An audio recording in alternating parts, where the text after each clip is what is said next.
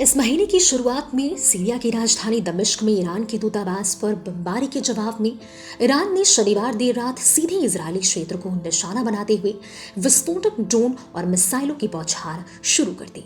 पिछले साल अक्टूबर में इस क्षेत्र में संघर्ष शुरू होने के बाद से यह ईरान द्वारा इजरायल पर पहला सीधा हमला है।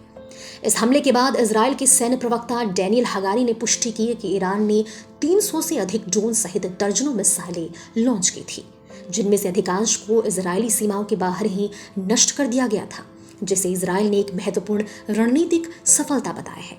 वहीं इजरायल की बचाव सेना ने एक बयान में कहा कि नेगेव के बेउडिन गांव में 10 साल का एक बच्चा गंभीर रूप से घायल हो गया और उत्तरी इजरायल के एक अरब शहर अल फहम के पास मिसाइल के कुछ हिस्से गिरे, जिससे कोई हताहत नहीं हुआ। इजरायल रक्षा बल ने ट्वीट कर लिखा, ईरानी खतरा हमेशा से रहा है, अब वे अपना असली चेहरा उजागर कर रहा है।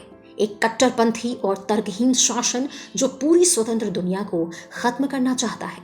इजरायल ने ईरानी हमले के बाद रविवार से अपने सभी शैक्षणिक संस्थानों को अनिश्चित काल के लिए बंद कर दिया है। ईरान के इजरायल पर ड्रोन और मिसाइल हमलों के बाद कई देश खुलकर इजरायल के समर्थन में सामने आ गए हैं। अमेरिका, ब्रिटेन और फ्रांस ने खुलकर ईरान के हमले की निंदा की है। वहीं भारत ने भी बयान जारी कर कहा, हम इजरायल और ईरान के बीच बढ़ती शत्रुता से गंभीर रूप से चिंतित हैं, जिससे क्षेत्र में शांति और सुरक्षा को खतरा है। हम स्थिति पर करीब से नजर रख रहे हैं। क्षेत्र में हमारे दूतावास भारतीय समुदाय के साथ संपर्क में है। यह महत्वपूर्ण है कि क्षेत्र में सुरक्षा और स्थिरता बनी रहे।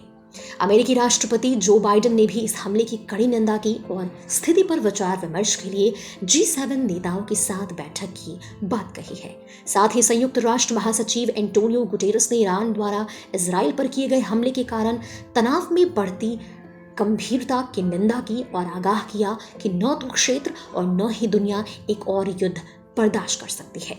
इजरायल के प्रधानमंत्री ने देशवासियों को संबोधित करते हुए कहा कि इजरायल मजबूत है, हमारी सेना मजबूत है और हमारे देश के लोग भी मजबूत हैं।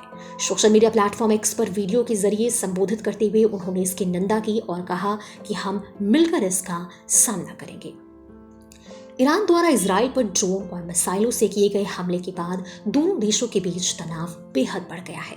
हालांकि ईरान का कहना है कि हमारा हमला खत्म हो गया है और हम इसे जारी नहीं रखना चाहते, लेकिन अगर इजरायल ने हमारे हितों को निशाना बनाया तो हम जबरदस्त जवाब देंगे।